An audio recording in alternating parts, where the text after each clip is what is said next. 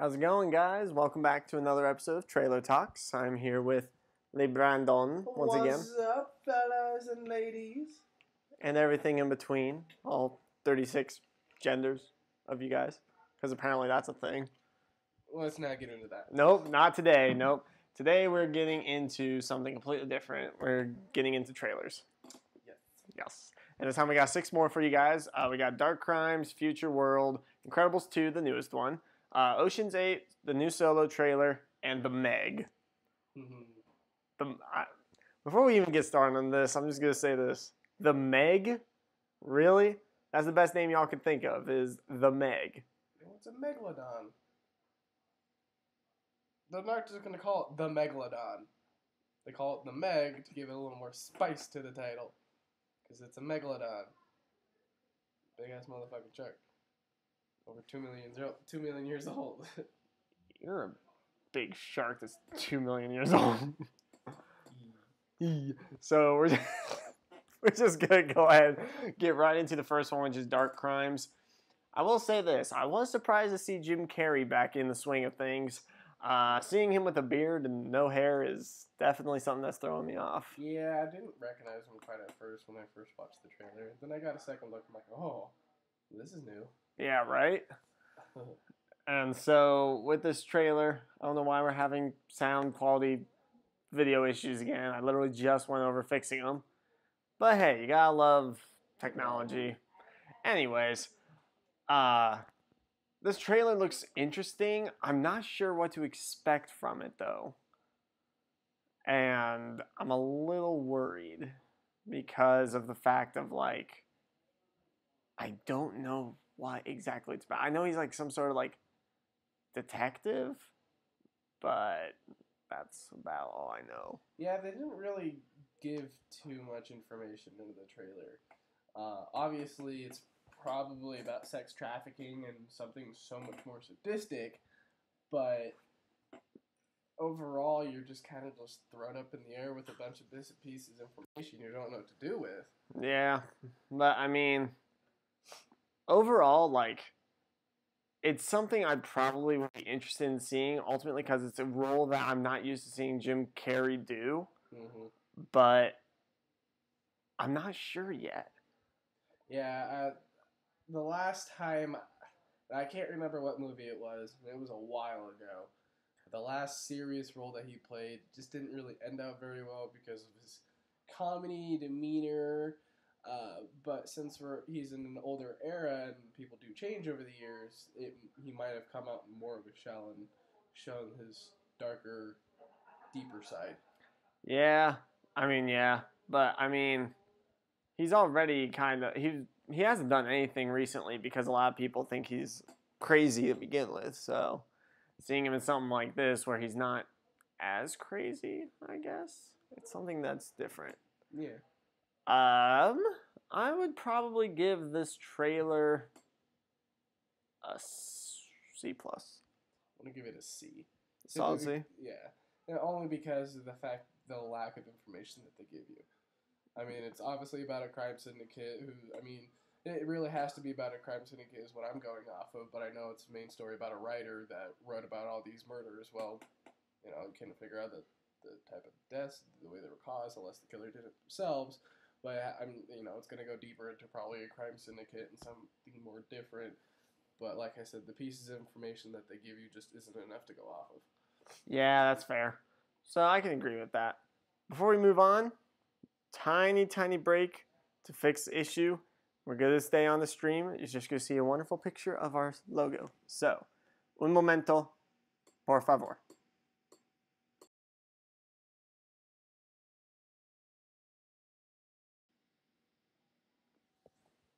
And we're back with no picture. Lovely. Gotta love the technology again, right? Technology, you love it, you hate it, you deal with it. There we go. Hey, we're back, and we actually have it all, well, kind of for the most part. Yeah.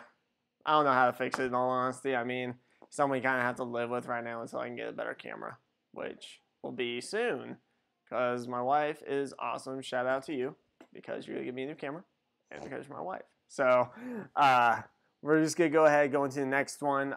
Future World. This is one that probably would have went right under my nose if I wasn't scrolling through Twitter today. Yeah.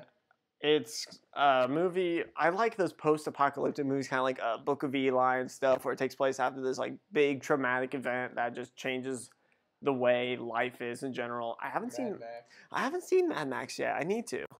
Honestly, it's not that bad. I mean, it's pretty much.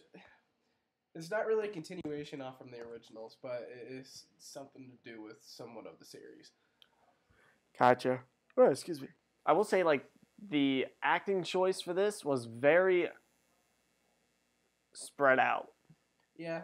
It's definitely an acting choice that I wasn't expecting to see all put together, like James Franco, Mila Djokovic, Lucy Liu. Oh my god. Yeah, Lucy Liu. It's just something that I wouldn't have expected to see in a movie, especially like this, where it's all post-apocalyptic and stuff like that. Not to mention they have Snoop Dogg in it. Oh. Like, I know he wasn't put on the credits, but Snoop Dogg is in this movie. Probably because he makes such a small like cameo. Yeah. But wow, I didn't even notice that.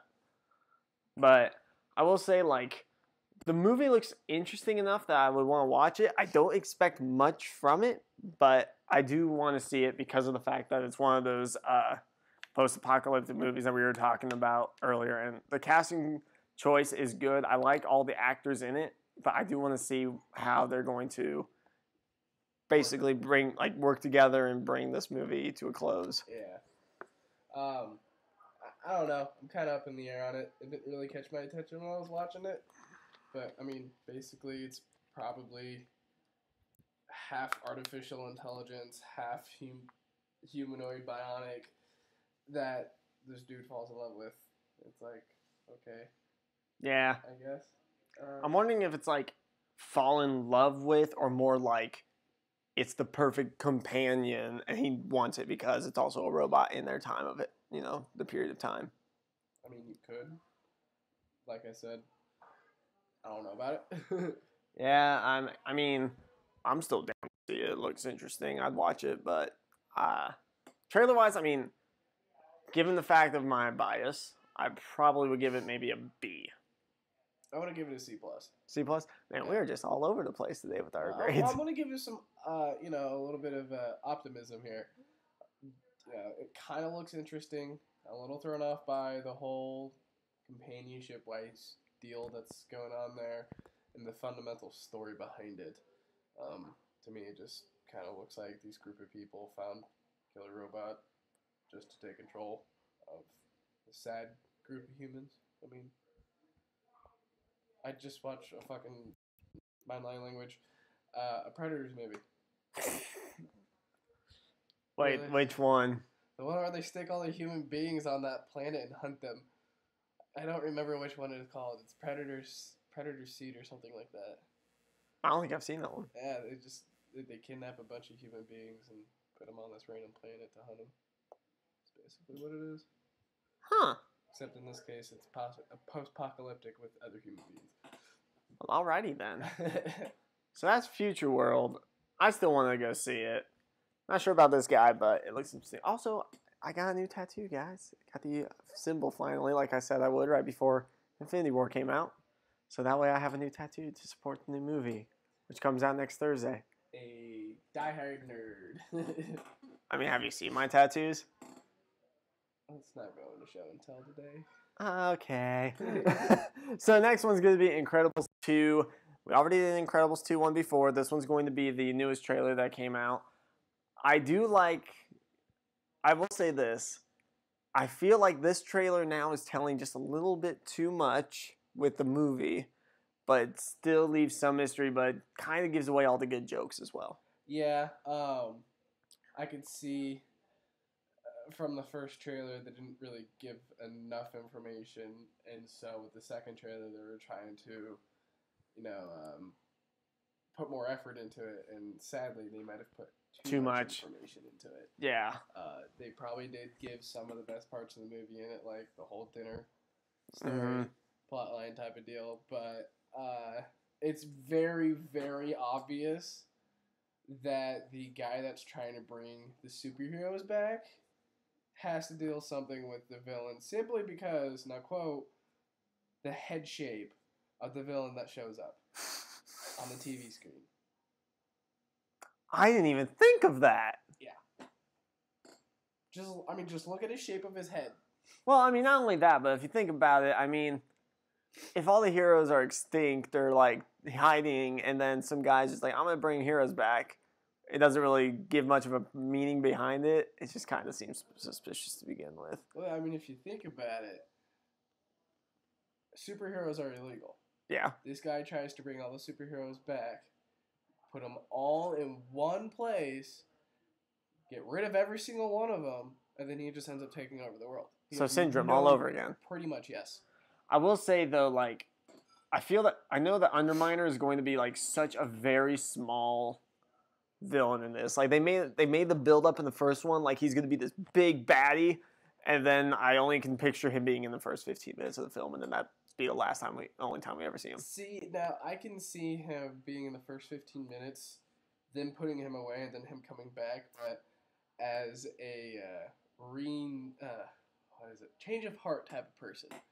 So originally was a bad guy, and then somehow had a change of heart, and this miraculous 45 minutes of the movie comes back near the end just to help him out. Obviously fails, but ends up having a change of heart and becoming a good guy. That's where I could see they're going along with it. Yeah, I mean, I don't think he's going to have a change of heart, though. I don't think that'll be happening. But I do kind of see where the rest of that is going with that whole spiel and logic. But, I mean, I only expect to see him in the first 15 minutes. Maybe come back later as, like, the quote-unquote right-hand man of the villain person or whatever, only to be used, and then... Yeah. Use and discard, and then he gets angry and has a change of heart. I don't think he'd have a change of heart. I think it's just kind of like, I'm gonna go after you, but I'm gonna go after the heroes also at the same time, because forget both of you guys. It's my city. Pete and Maleficent. So I'm gonna give this trailer... I hate you. I'm gonna give this trailer probably a B+ on this one, because I know the first one I gave it more of an A- area. This one I'll give a B+ because it still looks good, but this one gives a lot more than the first one did, and that's kind of an issue on here at Trailer Talks. Is we discuss why they shouldn't show so much of the trailers. So yeah, I'm gonna have to go with the B+ as well. It's pretty much exactly like what you said. They showed very little information on the first one, and then they ended up showing too much just to compensate for it. Even that too little in the first trailer was completely fine because people were already excited for it to come out. So when they showed the trailer, everybody was already happy. They were already fine with the little that was shown. Now they're putting in too many jokes in this one. It's just like you're going to go into the movie and expect all the jokes, and it's not going to be nearly as funny.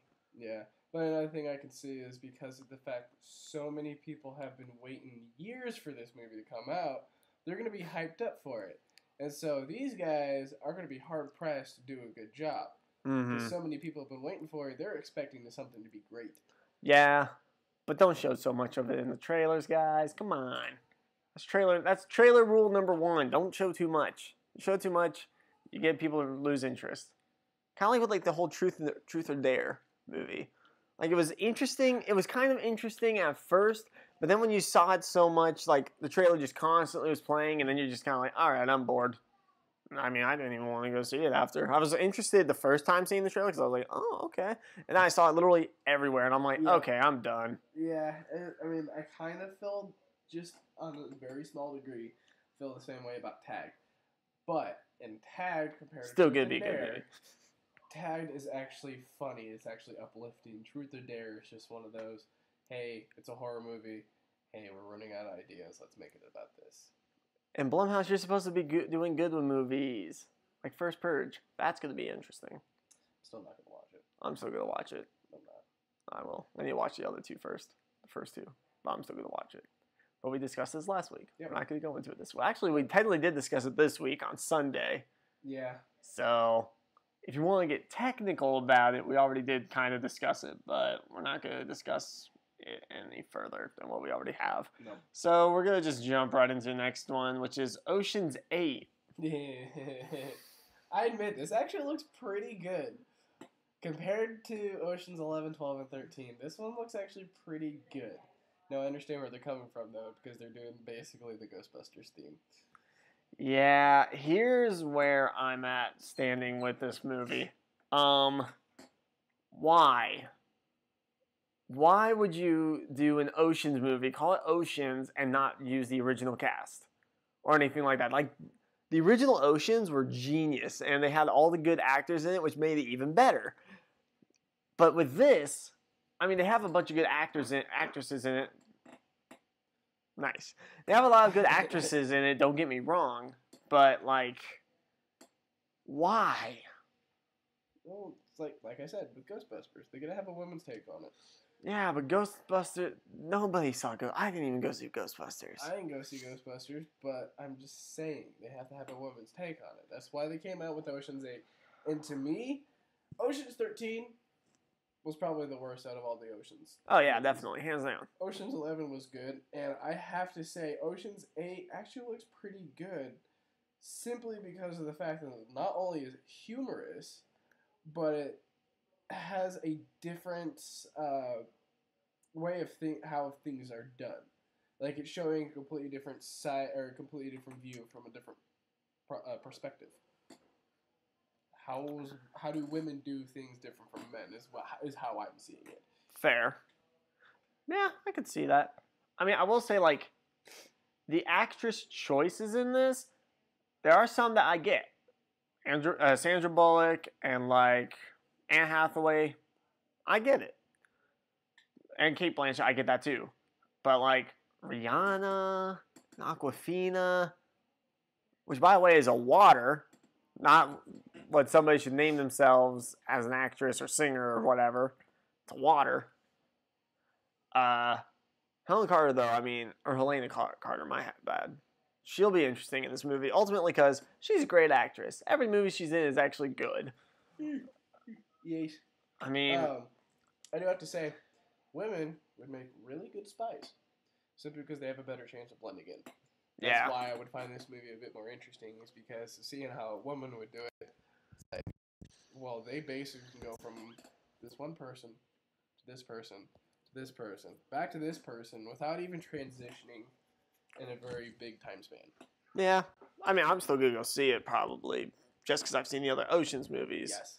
But I'm curious as to what's going to happen, or if it's going to be another one of those Ghostbuster flops.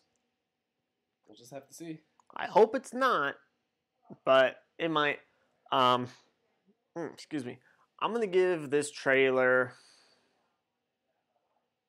probably B-. Yeah, sounds about fair. Yeah, because ultimately, like I said, I'm not expecting much. I'm worried about the manner of if it's going to be a flop like Ghostbusters. But, I mean, trailer side, it does seem interesting. There's some actors' choices that they could probably have done better with. But I probably B+. That sounds fair. Yeah, but you said B-. Yeah. I know my letters. I know my A, B, Zs.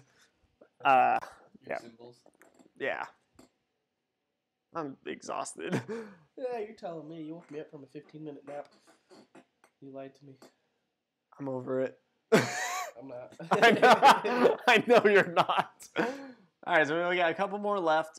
Next one's going to be Solo, which at first I'll say this, like, I was excited for the movie. I'm still kind of excited for the movie, but after seeing the second trailer, not so sure how much more excited I am. I mean, it seems like it's going to be your generic origin story. Well, yeah. I mean, that's what everyone was interested in, was what his origin was. Yeah, but it's going to be that generic one where it literally just follows the same trope as every single origin story, except for Deadpool. Yeah, but with Han Solo, there's not much to tell. I mean, really, all he pretty much did was get the Millennium Falcon, met Chewbacca, and met Orlando. That's pretty much about it. So why make a movie about it if they aren't expecting much from it? Like, There's not much of an origin story to tell, so why would they make a movie out of it? I was asking myself the moment I heard the rumors about them making a Han Solo movie. Yeah. I mean, I know there's a lot of people like super excited for this movie because everybody's like, Han Solo's my favorite. But Why? All he really did was fly a ship. he flew a ship. He was a big flirt to Carrie Fisher. I mean, And he was he was good looking. if anyone, if you got Chewbacca and Han Solo, Chewbacca was the one that did most of the work. He took down the guys. He flew the Millennium Falcon multiple times. He shoots straighter than Han Solo, and yet they want to make it about Han Solo. And then there's that scene in episode 7 where Han Solo uses Chewie's gun. He's like, I need to steal this. I need to take this off of you. And it's like, yeah, because it's good. I mean, I don't expect much from this movie.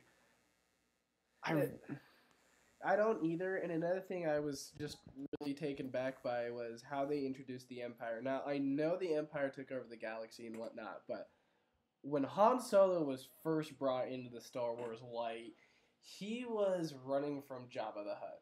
Mm-hmm. Jabba the Hutt had absolutely nothing to do with the Empire. Mm-hmm. So why are they bringing the Empire into light into this movie when really they don't have anything to do with Han Solo until after he meets Luke Skywalker? Because logic. Because compelling story. How is this compelling? Because Disney. Because Disney, because Star Wars, because fan base, because nerds. I give this trailer a C. I'm gonna give it a C minus. Yeah, I don't expect much with this trailer and like the movie itself. So I say C minus is probably fair. Yeah, I'm not expecting a lot from this movie. Yeah, I mean, yeah. There's not much I can say about this movie, like the trailer, or the fact that I don't expect much. I mean, it looks visually appealing, but so is every other Star Wars movie except for Episode 1. Do we not remember the Gungan versus droid battle? I rest my case. I mean, it wasn't horrible. It wasn't the best, though. It was a lot better than Clone Wars. Ooh. Okay, well, Clone Wars had good visuals, but a very bad story. Yeah, that's what I'm talking about. At least, you know what? I can't even say at least Episode 1 had a good story, because it kind of didn't. Episode 1 was still kind of meh. Yeah, but it still had a better storyline than Episode 2. Fair. And then Episode 3 was the best out of all the trilogy. Yeah. All the first trilogy, so. Liam Neeson. I mean, oh yeah, which reminds me, Netflix, we gotta do a trailer talk on this. Netflix is doing a Star Wars series about Darth Maul. That's not real. Yes, it is. What's it called? It's called Maul. Maul. Darth Maul. Is it literally just called Maul? Yes. But is it release May 4th? No. Oh. I would say, because if... No, they're in production right now with it. Oh, because I would say I posted something like that on Facebook for like, because it showed Netflix was going to do that, but it was on April Fool's Day and it was actually a prank. It wasn't real, so. No. It was, Gameology posted it. So. I'll have to take a look. Yeah, we might be able to do that for next week's trailer talk. So the final trailer that we're going to get into is The Meg.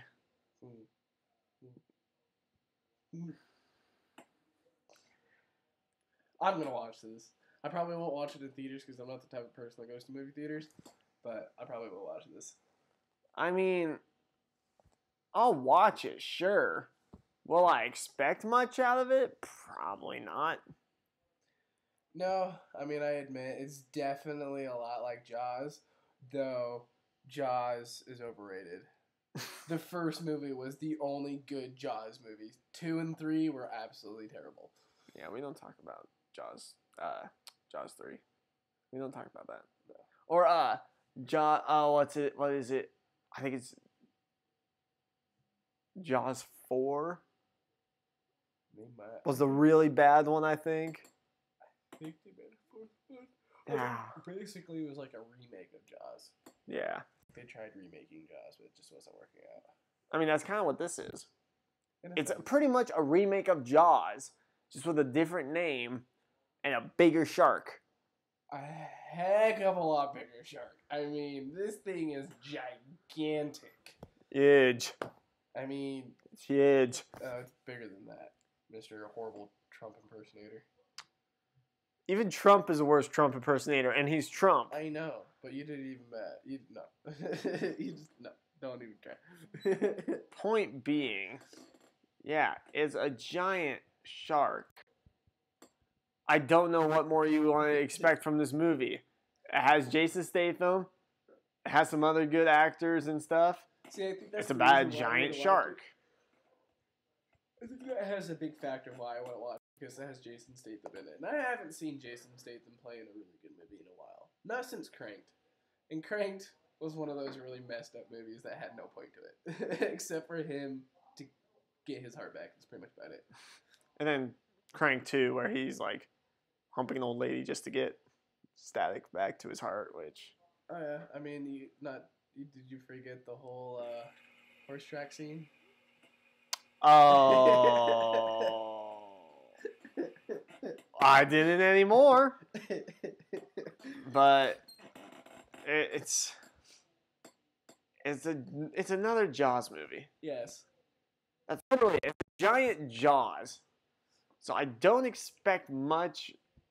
I expect Jason Statham to, do his best like he does in all the movies that he tries to do, but that's seriously a big shark. Yeah.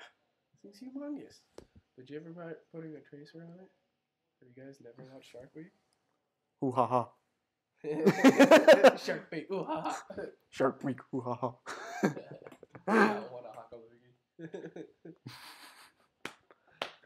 So, I'm going to give the trailer, C+, being generous. I'm going to be optimistic and give it a B-. Yeah. I don't expect much from this movie, and the trailer is literally just Jaws.